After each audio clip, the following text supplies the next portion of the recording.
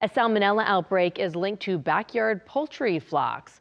The Atlanta-based CDC warns of an increase in illnesses, and they say that more than 180 people have gotten sick across the country, including in Georgia. The largest outbreak is from an unusually high number of people reporting contact with ducks. The CDC says any backyard poultry can carry salmonella germs.